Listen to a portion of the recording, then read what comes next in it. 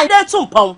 And the Bible need ya wo Naso se Bible na se sorry baby pa na so for bimpo etimi bia dwuma de man sorry ma so onye so for bit me pe Jessica ehye na sorry ba sem se me hu se wonya adwuma ho kirew ena Yankopon kra yan fa ehia som nyame wo de hia som awrade a wontimi de no kra ma awrade because wo kwa sorry na akwamde wo kwa sorry na watare ba akokra de be ka ho asem kwa sorry na se de bia wo tire mo bon obi akra ntimi pe obi ampese oba betena wo nchen ena odi hia som awrade wontimi du no kra enfa ma awrade enti Yankopon no se ni nsem na yedie ni hira wo eni nti yanfa ya ho ade nya adwuma fa ho ade ni ye adwuma ada na obra sofo difo no kopi oba kunafo ni fie no obisa ni se de na wo ose o aka engo ne mmore ase bia ye ba bedi awu na sa eniama na aka no eno no difo ni hira so ma no ama wonya bidi sa ase ntuda eno nti de wo nsam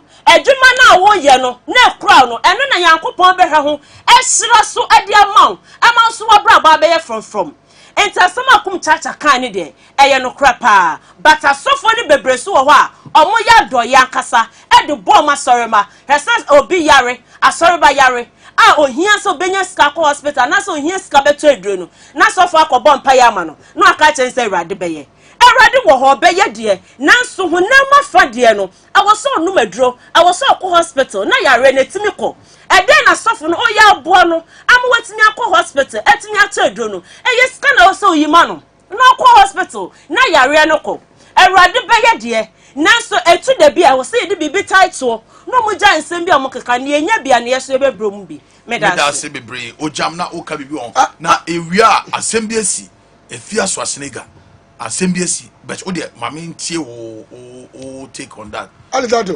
Onyankopon ye citizen no wompe o onyame ye sika na ye die no won fa nya hwe ye sika no onyame ne boy ye no bo wiase mu nyema nyina no de ma ye se ye enjoy ho eti se wonu wo bi ne se wonu anwo ye sofo na so le ba ho kire no aso ne ba no de bre wo ena Onyankopon asem a awura ne mu nti no aso ne ba no ne dwale no de sika bre wo onyame woni sika eti se me no me ho kire me na se wadi mi amoa me na se o ka kire me se me wo bobo mpa ya amame a wo ye sofo bia wo ye foolish wonim bia wo keka wo de kofia na se sofo betima bompa ya ma no ahia oboafo ani that yade bi wo hono mu a eye wo na che se futuo bi enu e che je ya dwuma ana gididi yade di pe yale dudu nyina ye ahokire yade Ghana fo dudu no yale nyina ye ahokire eti sabe me yale e bi ko na kapre ni me ho kapre me dunduna asori so me pe eti me dunduna so fu no be hu nyansa se wojam na de na wo de wo ma asori so fu bia me hu nyo wo se nyambe ye wo ka sa asem ne chania duma me di woro lo be ho na wo de wo kwa na wo ya no abane daka se de wo kan prenkontwe na mane daka no no atrase no wa ribi no se twabia ka ho wa twa ne wan no ba traso le dem no obo akotia ene se ojapade wo so me se no utiri so wo ka bi te utiri so no me se no utiri so wa blaska wo ho wa betuma mam bia ko ma ko didie amam bia ko ya dwuma se se ojapade wo so me nti bi wo bia num da ka dwuma me di wo so le dem wo no ka wo be ho me da se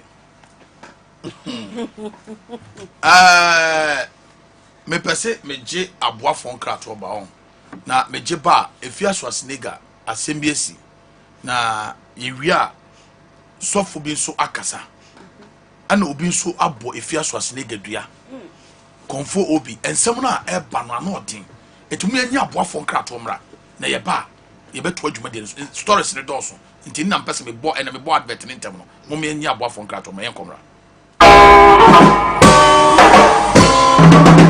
Hi, Dr. Fukio Herbal Clinic. Ya hadie obo ade nu bina wabo eye enua ene haban ene nuaba enko na ye de san yade e wo ye clinic ya kwasi boni die enfrem na yade a ye san no eye yade a ye hepatitis B eye ulcer eye stroke asthma hernia prostate anase gonorrhea efa enam yare ahodo nyina nyakopon adom ye ho adwuma eno eda nchen a obi a ontimi enna obo no so ontimi didi ne honam nyina hyehye no wo de okasa ne kura bupon se accident no wanya tibia bia kase ne ko mu a emu abu obo baba ko twa scan ba be se ne chikase no yesimu abie obo yesi akoa ukotodwe san kase mu yawo nyina so no nyakopon adom ba Dr. Fukio a me see ye operation ebukura ye di haban kire so ma ye be so boso mepe ogbogbo abesa to aso abo nyame ama ma haban bi a obi adwama honhom ha no anase obi onom nsa ana obi a wo hyiwi ye de kasa nipa na efiri ne tibia mu papa bi say doctor na obi adwama honhom de eye depa no wetima medura wa free sa tibia mu ana ya osa ya de na nimso ya de adim ya kira me dia na me mfene asa de empane hye won ntimi hume ni akasa me di ya na ho kire me ntimi na me te ya me de ba anza ko fu adawro ma o hwe me no me hu atọ me plant me kan fu bia ma mo nua ma mo ha nyina se me se de ko ta ko ase wo ba ya won tu hu ka hu so wa baba bi papa bi so nyame no de ni yedma adma na wa ye no pan se hu no ye no funa ni hu ne ye gade ho ko ene ye yedma ewo ifia ntwe nua no mo nyina mama matin se obia ba ha obi ni tijie se na hu me beto number me bobo ifre na fe wia wo no ye be nheseye na fe aba aba hwe wo yade ama ho ato number ne ye 0242 442 166 0242 442 166 KBA, a money for the Papa Fia Brochaba, ya the mixing mortar, any concrete, faster than ever. And for the Enina, ya the Mahai, Abuano so da form, ayo, make can Fujuma Kwe, Ama Obi Piara, or ya construction, Tisamia, na all pen the Jumaye, Agyapa Tv, and to we a contractor, no we are quine, any Mugates, KBA concrete mixer, rental, so we see Abrosign, Emu concrete works na, KBA concrete mixer, rental. Filling station, manhole, any jumedie bia wudia, ubehia concrete, need to drop KBA concrete mixer, rental. Simple and short. Samuya and crankre, and nasa jumekobi. Say a concrete in kwana mubegudia, say obefa ye mfidie bia, simbaka krebi. Na wajie, KBA concrete mixers, nina, yamonon kwa. One who dine, na wabwa juman tente, wope bako, anadudu bia, ye kumasi, a Greek ejunase. 0543 595713 KBA concrete mixer. And you back on the next level. To the whole world.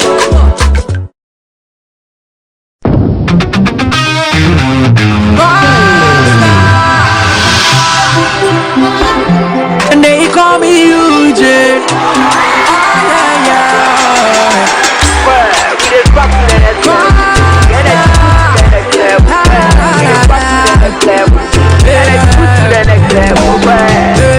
When you need a shoulder to cry, run on my pamper, so we try was suicide. Yeah, let bygone be bygone. I didn't see what I'm gonna do, we go straight to stardom. And I'm gonna take you to next level. Oh my baby, oh yeah, yeah, yeah. The energy next level. Oh my baby, oh yeah, yeah, yeah. I'll take you to next level. Oh my baby, oh yeah, yeah, yeah. I don't code next level. Excessive drinking can be detrimental to health. Not recommended for persons under 18 years, lactating mothers, pregnant women, and people sensitive to caffeine. This advertisement has been vetted and approved by the FDA.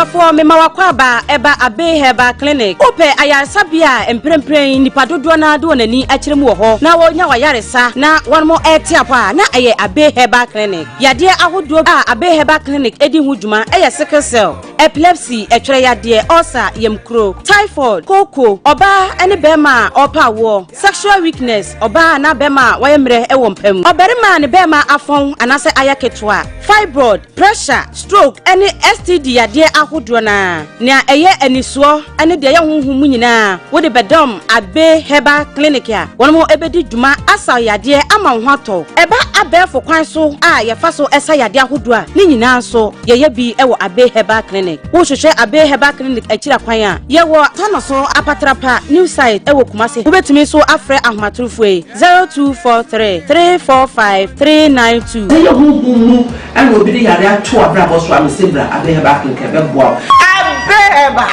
Matia Caniso. Money, Papa, it's here for any actual phone, Aqua Baba, Atene On Agyapa Tv. Yes, Yamin Shaman on Yamoka say, Manyan and Tia, Esse Uko Pimo, Dakumaya, trotro drivers, taxi drivers, Mumford Jumadi, and Yagro, Dakumai, me call Akrano, me call my commentary. That was Kotoko versus Accra House of Folk. me kopie mu akra no me kopie mu oda akoma ho na banku bi we fe no esabodanche alafia ho banku bi ho ye fe no esabodanche na me gi banku no sa na me gi nkruma na me gi awawaye no na me gi wele ni ade oja enti da akoma fo me famu ni agro mo banku na no oten esabodanche banku e fe no esabodanche sarakate ma e wa alafia ho wada se nyame sham no nyam kase aduane na de sei esabodanche me gi banku na emresa no me gi nkruma stew ni abe oh my god satana me koma commentary kotoko versus Accra House of Folk this season ya na me koma commentary Accra Sports Stadium enti me drew ho no na nkofo ya Elizato na me ma commentary no commentator in Ghana enti nkofo twa me ho hia enti enya asem ketwa enti me pie mu a obi peso osere obi peso oti proverbs obi peso oti quote enti nkofo twa me ho hia na easy tubo hu kasapa me two channel left right center more than best 10 stations no be a peke ano thing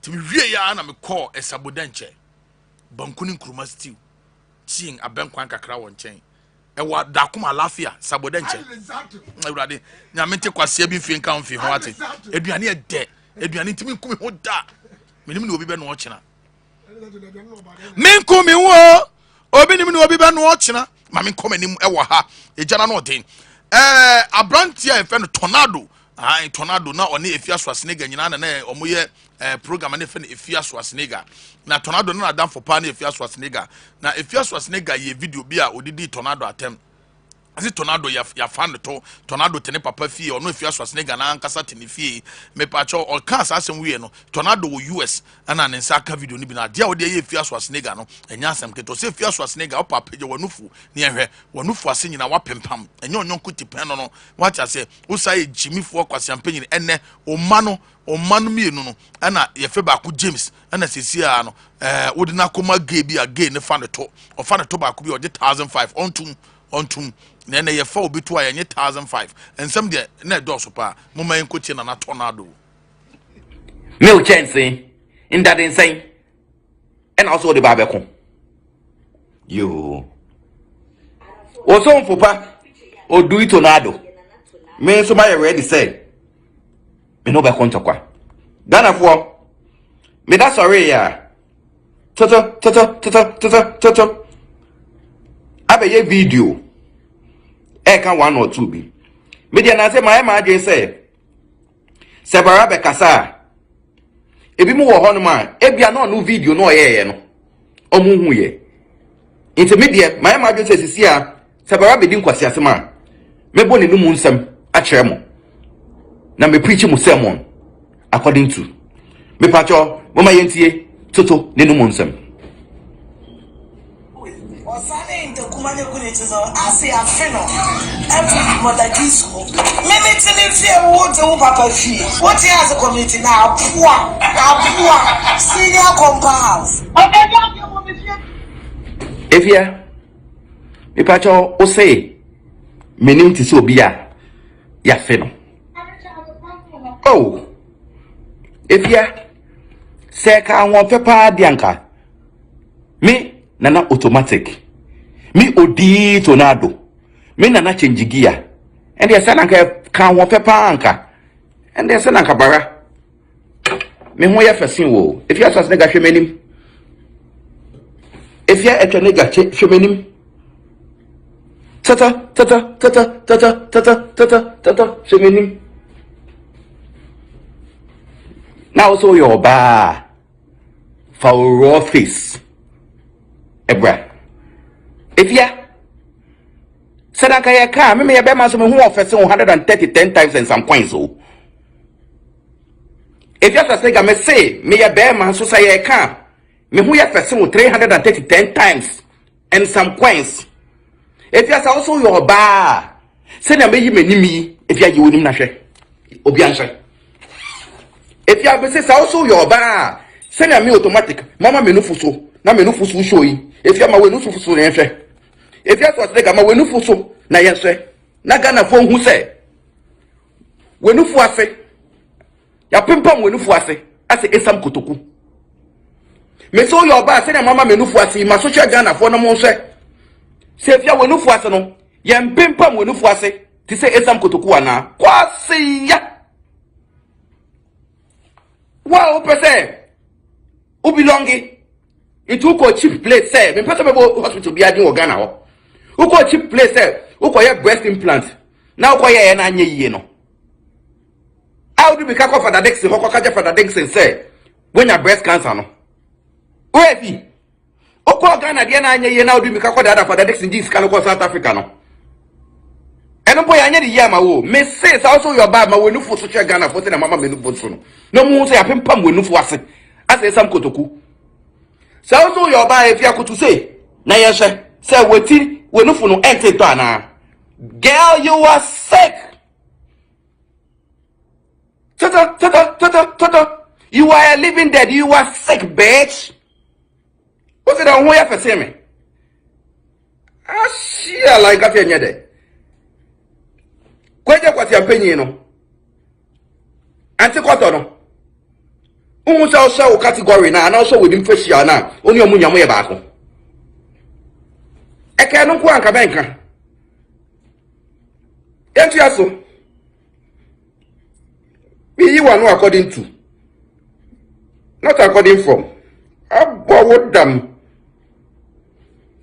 monti eni enko Osane into kumane kuletezo ase afeno every mother gives home meme tele fear wo to papa fie what has community na poa ebia ebde waka nyansa enim nyansa because enim nyansa pan ka won ka jam sabitu papa fie alefia brena wo bre na no won to black belly nkofo awada fu tresi boachi na ne wo mpo wa record no edi akwaji sika no u ya we nya because opeda atrem won kwan kom ha no ebi abacha me bisa wo na wo a odan no obeja ma hwan ya obeja ma mama mi ante kwasi ampenyi no wa mbobra no na eno nti ante adane bed wo so no obeja ma ante ana obeja ma James ye di ni fumu no fumu dale no ana so obeja ma John papa na luti nsuo na mi bisa you see one time o rehab and wasan ba ya enemy abe blast fie 3 days or 4 days ni after wo wakọ gada in chance koko na nkakai e na o de ba be face ya kasa with fact we jibe dodo na mi te papa fie sai efia mi papa fie no mebubu asesi ni fufu brother sai it is 7 bedroom house na mi njama hwan ya mi bisa mi njama te koto na mi njama hwan ya ana mi njama James on be fumu darling wo fie ho sasa no ka aginim apo a wo bonya o pese onya dan won kwan kom ha nya mi bisa wo wu eja ma hwan ya iti e ka da sama men kebi na ka me ko tra hefa wachi bi dodo na ya kasa jai sa da utu papa fi na ka me ko tra he ada ko ede kwasi apenya mbobra ana ati koto kwasi apenya na mbobra enja dan ya ma won e ye pain na ya de kasa de wo ho oh mata say it's pain out of pain because uni no say omo ambobra enja dan bi amawo na say na mo su na me papa fi wo su a unsu to be point ko eje fie na ko eje wu ye yan ko de da no ho sia I want to belong people ni pa ye tene kan ye na tornado na owie ye no ana okonfo power obi enso ebebo afiaso asnega dua se afiaso asnega oye nipa boni ni oye se bi jimi for odi mpanifo atem blackmailing kofo enti wo hu se afiaso asnega na obi ko na nipa na kana asem no aboni dua de a ono nso akogina nso hu a obo afiaso asnega dua edua ne nya afiaso asnega mane wu mi nkoti okonfo obi senfonso ade me pen kwa so ade me pen obe mu ade enipa mu ade me woni nhia maye ko matwe still nam dwen se bia ka bia nfa kira won safu usunu bible ne ho nsu nam so mu ni panti no unso nipa enne mo bi meche unyansa ko so agimi o an agimi nda me so agimi se afia hwo wo na mi di watem nso za kan so agimi fo mu nipa hwa o twani ko twatwa mo sabe mpo man peni ko twa no we hwan how we hwan ya na ya msegane fo suro ha obu onu ma ese bi osuro o patwa no ya ntro obu onu ma o kan asem anu ekom o ekom ente so osuro wajimi me so jim ene me jina masuo mu mabodua dome ho asefo na jim na wo jim na sabi obi ntumi kan choro mo de na ko so me obi na me ka choro me obi na mini opa oso abels to be for jare ene mje bani abre cause a first was na ga nipa bia obu nipa onsun pa bia kwasian bi ordinatam we jim for me so jim Enta so jimni se ha suyansa wo yoba sabi obu nsa ani ta sun suyansa eni pa so mu ni pa aso to na nye aso so mu ni pa na obiam jamin so emu na da me adwuma untima judgment se baba domin amaka wo no man wasefo so mala wo konfo ma katam so won pie woni mesia ni so jimi fo e se enta me do tam se e prosem sabe fa che o ye o man ba what I say, the Sabio never play about them. Oh, cry, I don't know, Pia. I can't say, why said the lowest line and a pajao. Like I said, you anybody so and can't go cast my cover. Can you mean? And I'm Jimmy Sam for wood to do. Why was that? What about the sales of him? Oh, because we'll so be. That's so Pia made the bus from me. Also, I wouldn't penny for him or Biamo, the boy. What was I? Wouldn't penny for them, wouldn't quote them something like Joe, and before on our book and the poor, a boy, no tunnel. Oh, say ya. We go do what in the Obundia, swap Bundia, Demi, or Obi, me Gemma Swim, I don't do a also. Me, and day, me don't do a also life, eh? I don't tell me, I am sat and slow, me tell what I was worth so what do me, can ye? Me, you are dear, next time when you become one who become. And so, what will you be too for? I saw the bottle for no be never too for. Me, better say, who get you answer. I used to have a bro. Man, I am me, yes, or be a Johnny Pamano, and a G for us, no Jimmy, no cancer, no Jimmy, no cancer, no boa. Where am I? How am I? So moon pie will be never more bunipa. I didn't cry Messias, made it back to me walk up from Saubu. So I best also to me, Pierre Bla, nay, Shani, and saying your channel, whatever, may channel back to know. Who may do not mess with Timber soon, I say. The next time, Bros will be for one, a boa, Munipa. Any pound being pan power, one fool say, I don't know what them. Obemodia, a boa, who become Jacobundia. Next, I wouldn't be a ball. And I said, the wooden penny for me. We would be a ball. And so can you tell them penny for you? Also, Jimmy. A fair showing me answer. So, yes, I want them. Eh? Swan, who ye may cry, some command, no one. What we are bottom room. If some have some you, moon cross all across the for needing more than this. So, moon part for the part also. So, moon part for the part. Well, behind the bus. And then penny fast said to first one tear. Or quite tear. And then the person will properly.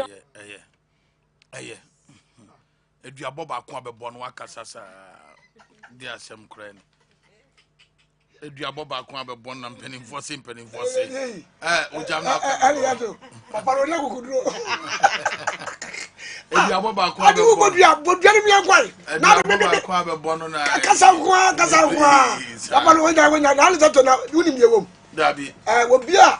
Obefa akokɔ ni nsa ko gyina nsuo bi ame camera seems to be anya dwuma wo ya da anya dwuma da nsuo no da na chi ama wo nsuo mpe camera to so se wo bobodua na abefa sena na adwa kasasa de ba ko kasa na me confess so sirika so ani Ghana for mpanimfo so ya na me ya se wo bi ti wo man mu na wo ye niema emfata ya na ye mpanimfo no minim baabi a ya na wo mu etie ya lawyers ni sebia so ye nim die ye mla na wo man mu no se wo emla ni wo man mu a ya wo mu nka nkire ye ya wo mu nka se efo so sika sori a etem di dia wo di mpanimfo di wo nya yie hwe mpanimfo ko ye na se efo dwuma no wo ye ni nyina no Ghana fo mpanimfo no manage ho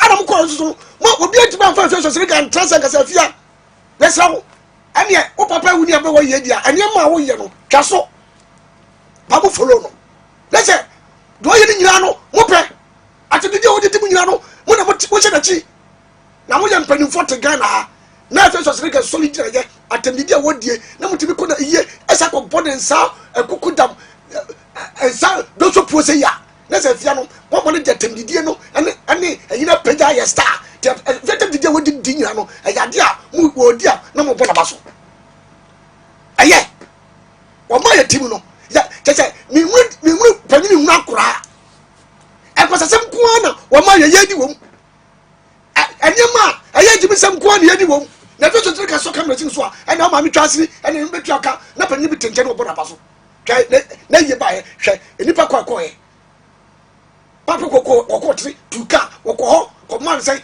ye president akufado woko ho oyibo fo bere ko ho akopọ ne sa twetwe die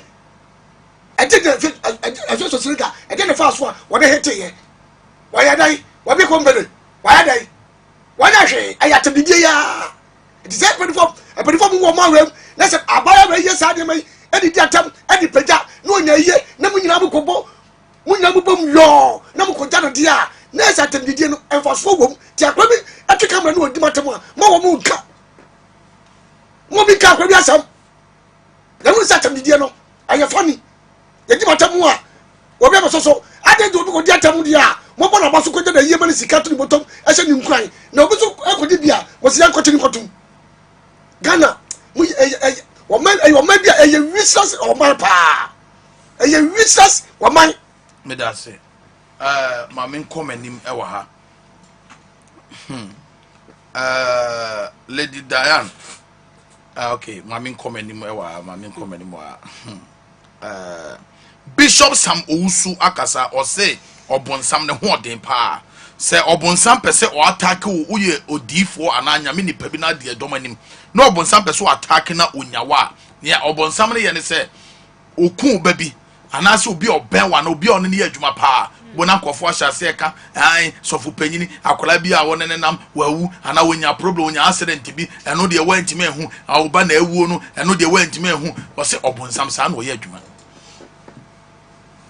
na so se wonnim Bible mu pa obo se Elijah no ono ade ne nsa to nkofo so nyane ewufo Elijah ye adwuma bia wo wiase bia ade ne nsa to ewufo so nyane ewufo na so oyare nipa bia ntima anye ne nkwa ena odi wuyi nyame adwuma no nyame ena obo ni wiase ena ote ne oyase wo se ne etosu biem asofo no wo se ka kire mo se oye sofo obetima sayaro obetima nyane ewufo obetima ye miracles akese bibiri but oyare a eso ko onyonko nyame nipa ono so nyame nsa wono so no so bompa ye ma ho mentre o mompa ye ma ho ena se obi bi hunu bibi no ka kire wa se me sofo panyini se no me ba sore ne me pa nyame adwuma mu sene ai enka bibi wa nyame be yi a kire me wo ne okoyi a kire o so ye sambe mistake tienie entinia me no waka wo ye sofo na wo yare na akwa ahohehie mu a makwan na wo nyonko sofo mompa ye ma ho ena to so biem mo ya asore mana mo disofo bi echi no nya problem a because obonsam timi sheda no attack obi one ne ye adwuma ana ne babi no wakunu ana sei enti wotiwa obekas na sofo ya medi na chi ne bakura wiwe hu sofo ya medi na chi obi one ye adwuma kura wu sa na nkofo asase kasa na bloggers kasa na nsemtwerofo kana we ka enti mani pa be mu pu na ni pana ayom hu ana so o self sofo na chi beti nyame adwuma no se nyame emie woni a wonte ase mo mi enti Bishop Sam Owusu kakra discourage your followers. He will also break their heart because people are following you for protection. They believe that, you know, God has given you grace to protect them from dying before their time, and then how much your son or daughter have died. So when it does like that, when something like that happens, you know, it breaks the heart of many people. So many people began to leave you. Many people will now leave the church. They will also be discouraged of going to church, and then the enemy will be powerful. Satan will employ people to talk about it. Satan will employ people, bloggers. Hey, they will start discussing. They will start talking about it. Have you seen even man of God that was doing crusade and healing people? His son have died. Have you seen even man of God that have 10,000 people before him? His daughter have died. And have you heard? Listen to me. It can happen to anybody. It can happen to anybody. It can happen to anybody. We should not use that as, you know, conclusion that God is not taking care of us and God is not protecting us, and God is not, if God has not protected us, we would have died. We all would have died. Imagine a man of God that is taking care of almost about 10,000 to 20,000 people. Bishop Darkwood Mills was holding a crusade, an Easter convention of 30,000 people gathered. 30,000 people were gathered in his meeting at that same day. That same day, he will receive the news. He received the news that his son had died. If you think about this psychologically, if you think about it philosophically, you will think that no, this is something is wrong or something of that sort. Pastor Istudanaba on Easter Friday, the same thing. The same thing happened to Pastor Istudanaba about 10-15 years ago. On Easter, during Easter, he lost his children. And things like that. Listen to me. All the enemy want to do is to attack the church. Is to attack the leading fathers of the church. Those people God is using to pave the way for us. Because fathers don't just succeed for nothing. The success of fathers is a way. It's a way to all of us. Death is inevitable. It's inevitable. It can happen to anybody. It can. So when your pastor died, it shouldn't be something that God has left him. When his son died, Elisha, a very powerful man of God. Elisha, with all the anointing that was upon Elisha, he raised somebody's own child, that was dead. Okay, but yet Elisha died. He was even sick. Elisha died with sickness. He died with sickness. Elisha died with sickness. So it can happen. It can happen. It shouldn't be news, but the enemy will use it. But we that we know our God should not be using it. 2 Kings chapter 13 verse 14. Now Elisha has fallen sick with the illness of which he was to die. Illness. Elisha was sick. That could have that killed him. Elisha. We must understand as men of God that God can use you to heal somebody and you yourself you are sick. God can be using you to heal people, deliver people, and you yourself you are sick. Elisha had illness, not just sickness, not just disease. The guy had illness, which means that the thing had been with him for years. He was sick.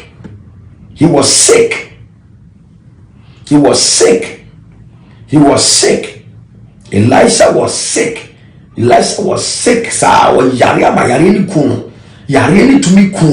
Now Elisha had fallen sick with the illness of which he was dying.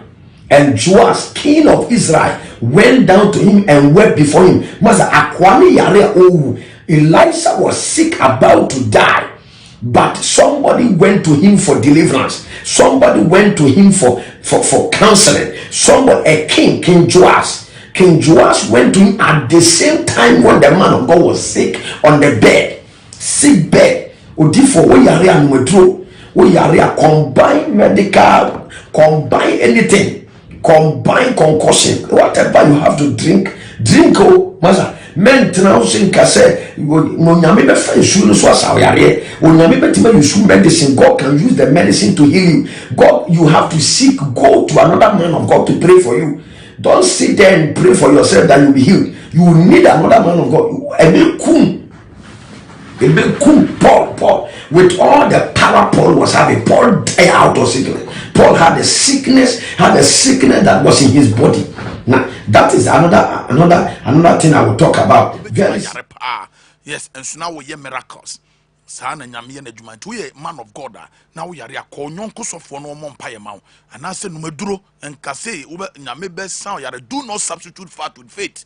Eja no wato no sa to no mame nkomanim e wa ha sarakate mama mi eka ejana no oten mame mfa two stories we mfa sorry so na mo nkire madwe na me mpeke course na me fa ne aka enka message eagle prophet or say our level of hypocrisy and dishonesty in this country no e was ropa eagle prophet say ene de e free say mame obo ekuweme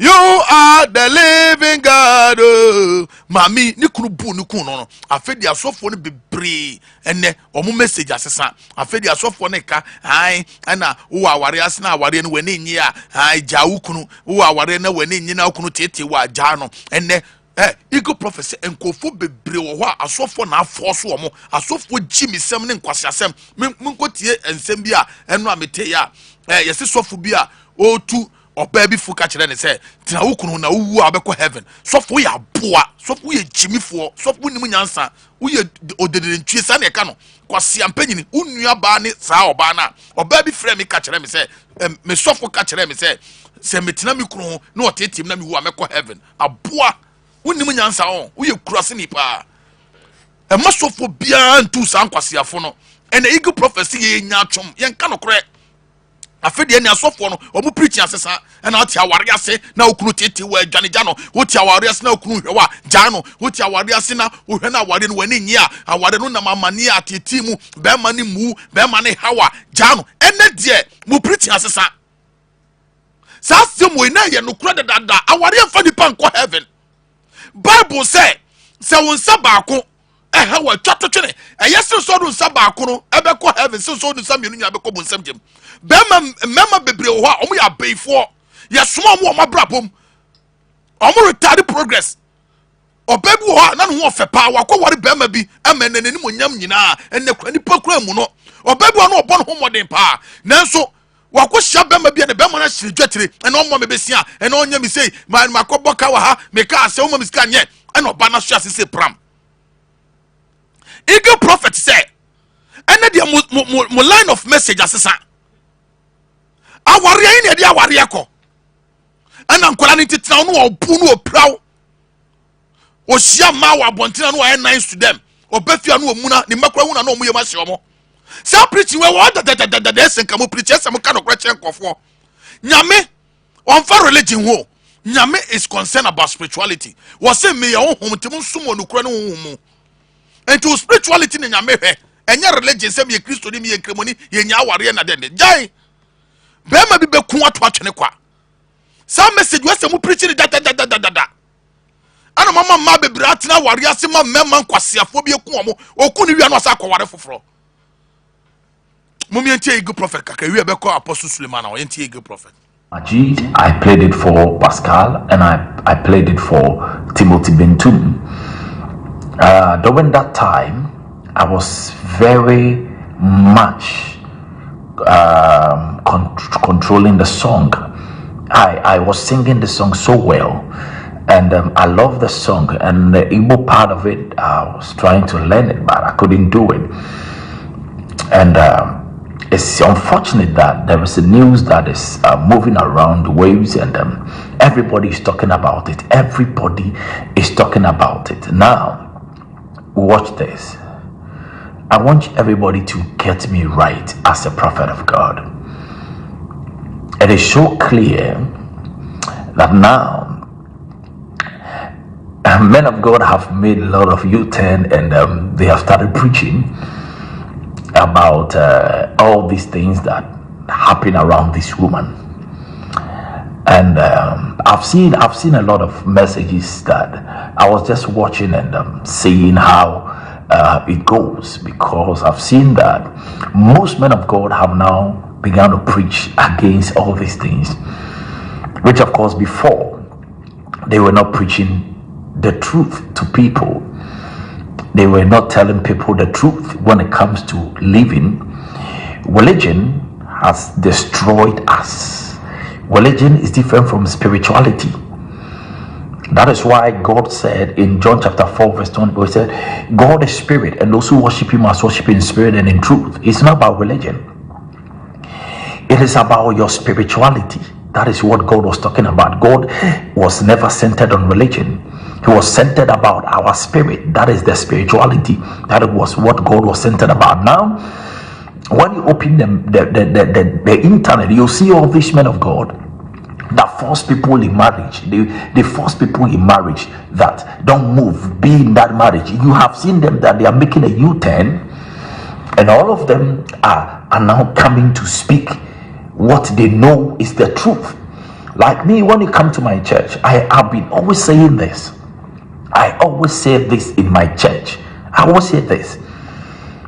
It's quite unfortunate that the kingdom have lost such a great woman. It's quite unfortunate. And this woman has been killed. She didn't die. She has been killed. And this is so bad and so serious that this woman stayed in this marriage and died.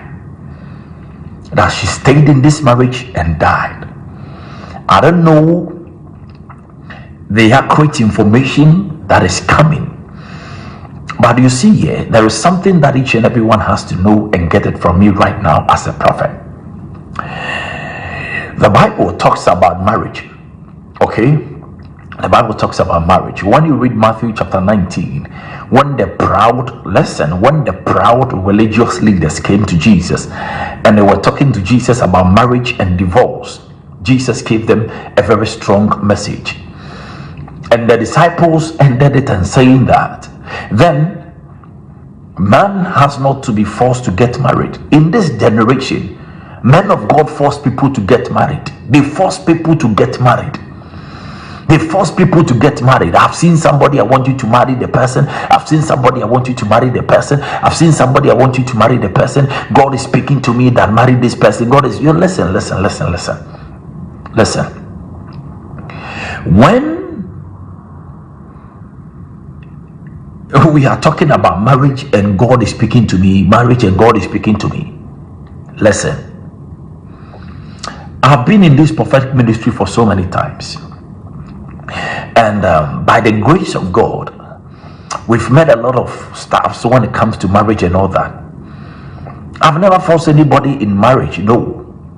If God even speaks to me about somebody marital issue, the eagle prophet eagle prophet eagle prophet say when asofo bi nso no jimisem bi ni bi a no mu de tie nie say obabi wa soro no obo ne homoden a na owo akwala bi odi n'echi a no aka che no o sa ge we memo awale no entubo te sofo ne bompa ya wose maame obe ware sofo anase omo atimi fro ba no na omo aka che se nyame aka kire me se makwala odi mechi ware no ubo so ba ne bia no ye dwuma bank bi oba bi obo no homodin oba bi esika wo ne nsem na sofo no se nia mimi huni asofo no bebra foso mari bebre do mo kwa warem nyame se ware wei nyame se o enko kasa oba obo homodin wa asore wa aso bo no ankasa wo ne dwuma oba esika ba ne nsem o sofo be chi obi obechi na kwala bi amo ware ntisia se nyame se oboa ana we de wukuna ano no asofo ni jimi sem na omudi ne bebre ebi na woka no tieniye ena omudi enne de mo message asesa no kro we ho ayese mo kan da eagle prophet na ka no kro we Yesu Kristo aware anya by force uko ka so baby born homodin wa asore ho asofo be chu aduama na kwala bi wa waru sesi a ena nyame se wade wei ena nyame se makola odi machi ware no wa ware then we adwuma wo he o bia me adwuma Bank of Ghana we adwuma Bank of Ghana na obo so wa pena kola bi wo se nyame se wo kuna anie ento mo ware ni boy 1 year 2 years no mo jai me sofo se wo baby wa jimi to the stand say hwe eagle prophet nyame sha wate wo se ne post ko bo papa amane wo se ne post ko bo we amane ene che okobo papa amane ene papa se asofo no mo ye sando do no mo we ma no uso ba bi pe e wa asoro no se kobo papa amane obo papa we no hey igo nyame shira asofo na de no mo ye na enyo ene o mo che maya no wa asore wo e de mo mo nkwala o mo di o mo chi ware wo mo entu o preaches was hey nyame se ukuna ni nyame se ware we nyame se oboa wakasa konkoto dwe nesre nyame na ware no kura na nye by force ma force nkofo bebre akwa ware emenne they have died before their time momenti apostle Suleiman anso ono so de kakra kan say hey bema bia obabu obabia no you weak person bema bia obabu obabia no you chimifo a wonim nyansa na ya na ma na mukwa ware ase ya ye bom no ya mu nua mema no mo wen be ma opo oba no e no so ase bu ne bi oyo oba na atia ware ase na ne ma nkoye wonam hawa mane ne atitim wotu se be mo won fa plus 1 ka ho obo homode wa na usa hwefie wo hwefie nso omre ne ho ase na jimie na masem no ya o tetewa sister dwane no obeku ato atwene wo nso ebesiewu yesie nso obeware foforo menti apostle Sulemana. There are certain marriages that should break. There was nothing they didn't say about. That's why I kept quiet now. Did you hear me say anything now? I didn't talk. But now, that's not the latest. Everybody's talking now. And somebody reached out to me and said, when you said it years ago, they insulted you. What did they say? You are in a marriage, a man is beating you. You won't leave him. Stay there now. You will die. We'll bury you.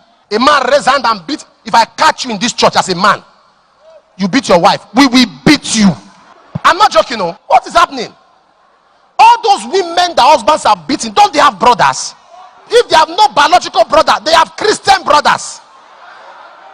I'm warning you now, if you are beating your wife, stop it. If your wife reports you to me that you are beating her, I will go to the police. I will take permission. So after police, who will you report me to now?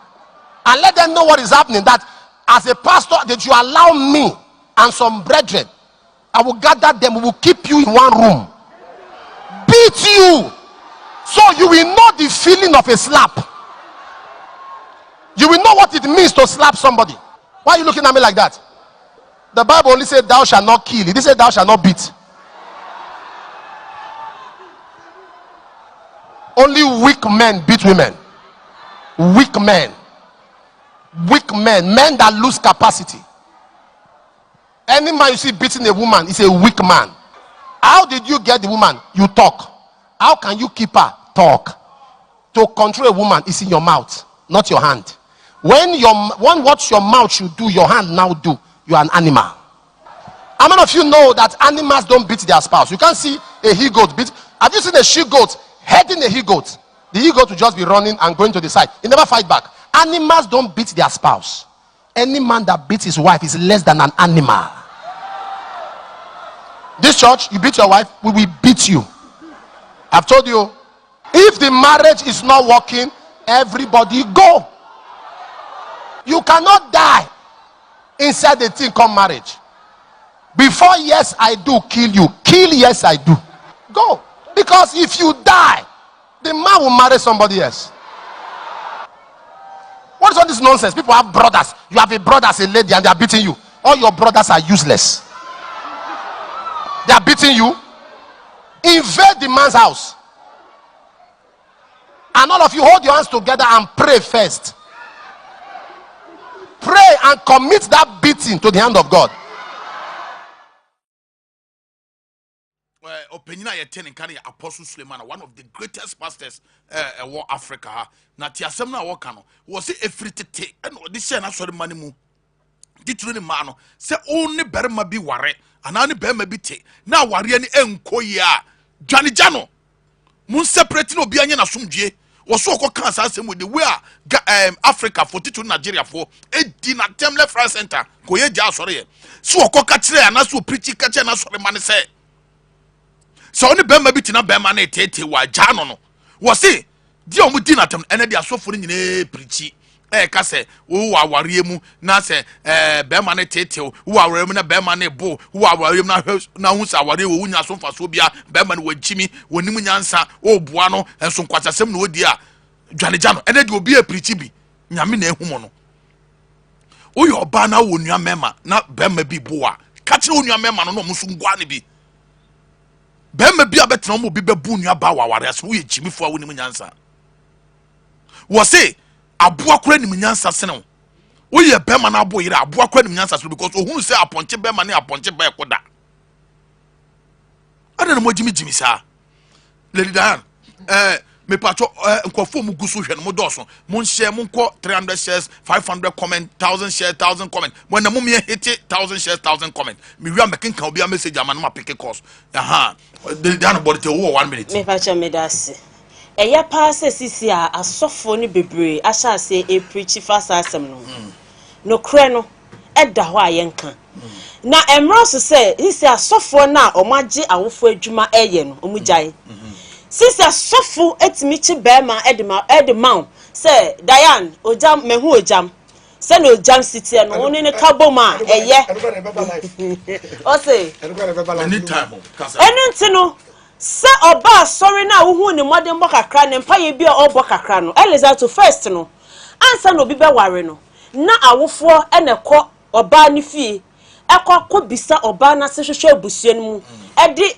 ye kan se oba ni ma bema no ba sisi asofo na je arehu sampa ni se aware na asofo ni edi na wuram no se oba no de ma no se bema no de ma no mo wura ware ni mu na aware ni nkoye bema na ebu oba no anase oba ni mbu bema oba ni titi bema ni titi oba omumienu nyina ntiase nya adwuma obuoni aware ni mu entiase nya aware ni mu na oba na sori akosofo no aka che ni se aware na wuhira so no sisi anyama nkoye bema ni so me mu obume onyi choponi odi matam wonkora nanim oye matantan de sofo me pese me gya aware no na sofo ahwe nanim aka che ni se de nyame aka bom no e ma nipa dasani bia ntitim nyame so nka hwemom nyame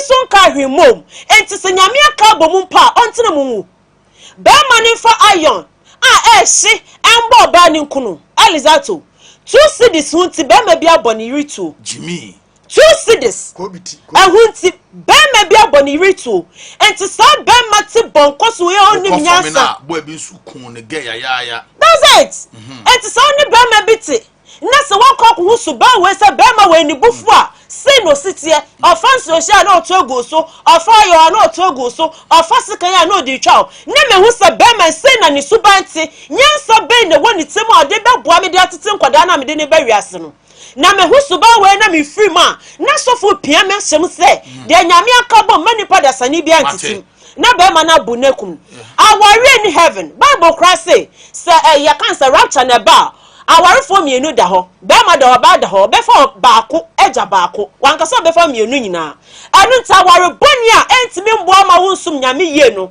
frim aware boni e beku ni frim aware ni heaven entina wanka so me maniti na be ma be eku ato atwene e ba ni sa okoso okra nyankopon be se bisa wo e mo wabu ho atan Anna ne Foster was watching live from Abrepo Girls School. Elizato, you are doing a great job. Me pick a course now, no. From Anna, you guys are doing an amazing job. Almighty Yahweh bless you and your entire crew. Sarakatema, Kantam Adams Ray. Good morning, Elizato. Please, I disagree with the intelligence unit because JM is the best man to lead the NDC party because he is well known and need no more advertising. Akwesi champion, Baumia, if you are brilliant, show working. His book, show working his book, knowledge but not practically good. But actually, Kantam Adams Ray, Ojam is very right. The intelligence unit had a plan with the MPP to deceive the NDC to bring fresh candidates so that they can beat the NDC. But Babo Mahama all the way, Sarakatema Mamami Karulantano, or JM is our surest bet. Elizato live with the MPP people around me come look at stupidity, but I know for sure they will kick out soon. Hanakumsin, I agree with Osofukum Chacha. Some of the pastors are greedy and cheating. If church members is in need, some will say, let's pray for that person. God will punish them. Hanachakrade, on the Baye, Abigail G. the banker. Good morning, Elizato. Big ups to you. And your guys, you are doing a great job. Agyapa TV all the way. And restoring Nyamiche and so at the buy. Nyamisha, Mamin comment or say it's all because of these cases. That's why our country is still in deep crisis. When will black men know that the smaller God don't have anything to benefit us? Mamin kwa Dodobatia Samson Elizato, the so-called EIU are bought by NPP to manipulate Ghanaians. But in two way, good morning to my beautiful wife Deborah. Obiba Kwabna Vanisha, incomparable sugar bands. The great Obiba Kwabna Vanisha Nyamisha. Benny Bossman de buy, DJ Hambo G de buy, Mamikwa George Nyakon at the buy. Obi will say, Elizato, please stop mentioning Muhammad's name. No president can rescue we Ghanaians. It's only the white who can rescue us. Jordan on the by Tahiru Iliasu, and also the message by Isaac Opond, and so the message by Ohima Esther Boache. That's a question I keep asking myself. Don't we have wise and good people in this country? Because someone like Agrada is always working freely and still doing her bad things. Abubakar Rabiatu so de by Hannah Kumsen osade by Yeboa John Omar Muhammad Aristonia Meche Peso Prince and so the by Mamin Kwa Peso Prince message in Dos Mamin Kaba Kuma. Good morning, I'm called Peso, watching you live from Techima BA. You people are doing a great job. Okay, keep it up. Mamin Kwa Abigail Ampedu. Yes, I agree. The NDC don't need any other candidate other than JDM. Abdul Rahman Nuhuruddin. Me pacho also the by Alsha Ali. Also about good morning. Tell the MPP that they will break their own party, not the 8. Greetings to Jam. Oh, let me say who Junior Elizato. The message one person kame kind kame we. What I say? Mfifimu hene apia kubi onyame bofo me kan message that hey kum chacha is dangerous and dynamic. He will alleges must prove. Greetings to Elizato and your crew. Mfifimu hene apia kubi onyame bofo inside of one kokobe me kan message until na me kan na mo Emmanuel Abdul Rahman Karim de by Joseph Awaga on also about good morning AgyapaTv. You always say the truth. May the Almighty continue to bless you all. Mame fani aka MPK course kakra oba udini baby afrefi na wa shall say 0501336996 0501336998. Me pacho dini baby afrefi kasa meet you. Hello mami kwa pacho dini baby afrefi mami kwa pacho dini baby afrefi. Hello Openyini kasa de mami why pacho so far we are na pasa me kakra me pacho ena yenka osofo ewu asem wa ha kansem na yede egu apono so no na kan pacho okay mami agala na me pacho se Ghana hanu mete na mpenifo ni hanu mana eti mami ne try we ati jinse ngunsem tanta ajigi obebi afa kwam ku fa ro he no nya na fa na nsi fo na de mami ne ye de eta wo guru mpa me da se mami kwa udini baby afrefre me pacho kasa meet you. Me pacho kasa openyini meet you. Good morning. Good morning, sir. Mama Mieka, tu jana mi en contentem so.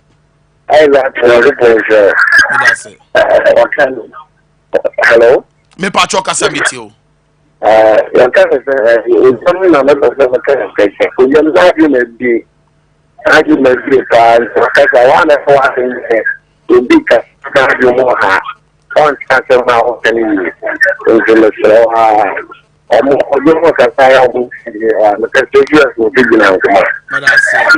Confino de buy me pacho dini baby afrefre tu jana me enko.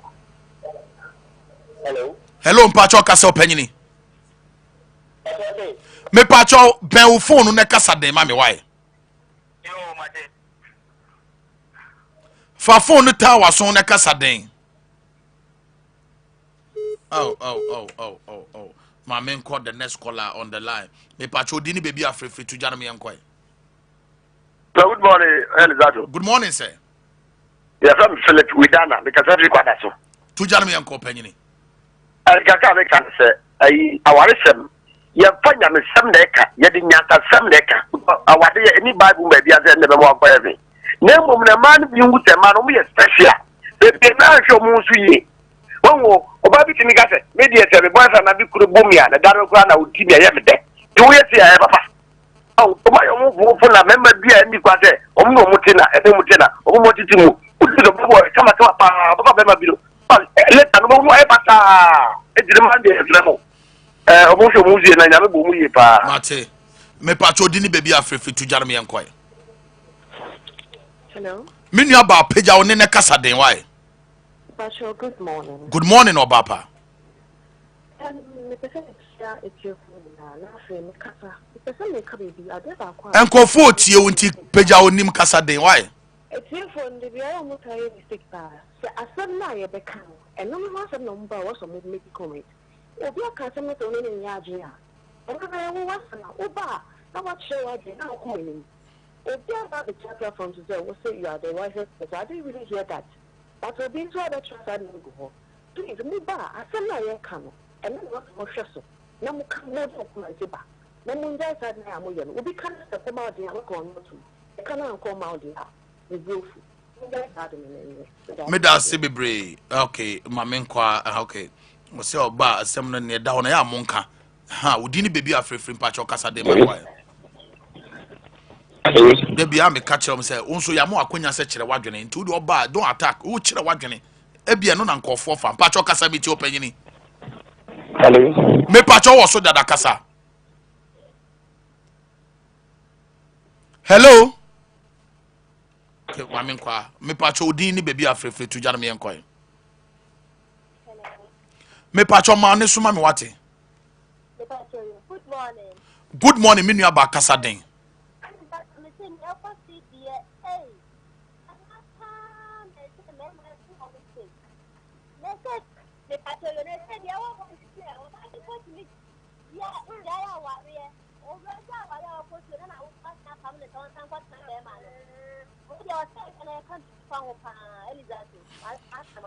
Mate, mo ba ya mo fa phone tower so ne kasa den. What you say? Me pacho odin ni baby afrefre kasa metio. Because a friend, you know. Tu jana friend nyina me enko panyini. Me pacho, madam, a correct pan. Na, a correct pan, na.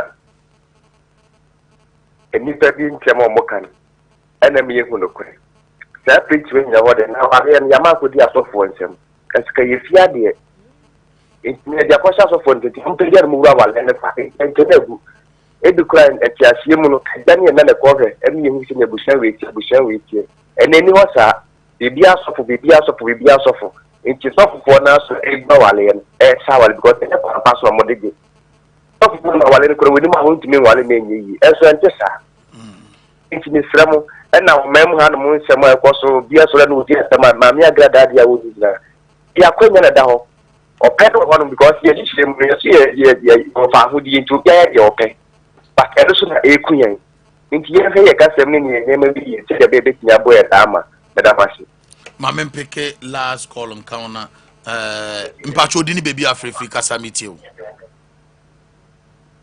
Hello. Menu ampacho kasa de mam wate. Hello. Me pacho wo so kasa. Your friend John, as I said, Akweti. John from Sehui kasa. I talk wrong. In fact, a pepper yeah, a more canon so it's true. A man had the JP by the I didn't do all I am a PCC. Or movie them not so for no I can't send the actually Obano. Also by what Yando was here. Now quite Kazaka so doing another master answer. If you're talking the I am free them. Mate, me pacho, I am into me pick calls baby. I mean to me pick calls baby. Now, my can't asem kakrebi ewa. Mesro, obi TMCCA, Abrabona ye bisiri basa. We near to ato onsem. Eniema enkoyi onfefo na omusi su nyina omunyina akọ omani bebi a wo na wo me pacho twi bibi osoro na ma na bibi kutem ewiye mmeremu yi me pacho adifo atorofo bibiri na adoso ana me pacho omudi confusion sin kofo abusuem omunso omuntimi moawo but ope the Jeremiah of our time, the Elijah of our time, the Elisha of our time ewiye mmeremu ni otumfo nyankopon wo sra wo no so a wogi nyame ma efri ahaw amane ne atenti mu a generational curse mu a me pacho eno ne elder Dr. Bismakamu a bosem paibo ene ye wukwada ampaya na edwa nkwannya nyina bebubu me pacho edwuma na wo pɛ no onsa ebeka me pacho aware na wo pɛ no nyame nam ne so ebebo anya we chenchina atwan aware we die ne bia obɛbɔ mpaya ma na wa kyerɛ kwan abefa so obehia wo kunu me pacho he bibi biare hia wa brabom bia a wo de ato nyame animu a me pacho bibiri up to now onsa nyankan no wo kopie mo obɔhya asase so a otumfo nyankopɔ nam elder Dr. Bismakamu so beje wo mo amofri dedem de mere to so wa represent as a kadadwene bekwai asikuma mo amofri dunkono fen takra de Cape Coast eba no mo amofri oboase ba no mo nyina ni wadubiase for mba we fa Santa so about wonya du Santa so about na kwa ka che driver ne so besi ana so de oba ka che driver so besi o Star Junction wonya si obisa se hin na bo shempa ebo ne koso enwumere no so pepepe ejana no den mo a mo besi o so full line so ye fa bi ka ne bi ho ana ka ne bi o so ye fa no pampa so mesira o minimfie bi mo memma nkantinka o mo nyina adane akɔwensa fo nko a minimfie bi mo ma ho ofe enso o mo ntimi nkwa aware minimfie bi emu memma pa anase mu nipa ye kama enso mu ntimi nyine nche ebia na wo nana bi suman a wokɔgye ye woni elder Dr. Bismakamu obompu nipo a woni elder Dr. Bismakamu obompu nipo a ho na bon sedade bi etwa dade mu na mfi bia nso e wo ne master me pacho lady Diana ye kɔ me pacho ye kɔ ide ma me nchia me maame Mrs. Gift Yaya Banks na minchia me ma me vida ewo Accra do me pillar 2 oni ne kunu anope michia papa ma minchia me sister Emilia ena Agyapa futo mpanifo nyina michia ahwefo ne etifo me pa cho me ko ya kwa dia na michia na K fashion ebi obi am chia na chia bla kwaku e talk out say sufulai okay na me wian so masachia sofo usubempa sofo computer mine michia mo ebi am obi ano okay and be binti or him ben sentiment kan sanyame adoma ochena ebia obeba me pacho lady dan nyame hiramo DJ Kozi TJ Austin Mr. Nketia Mr. Ntiamwa asanto anke kan hema we did justice ajekum nyame adoma ochena yebese hirama kra bye bye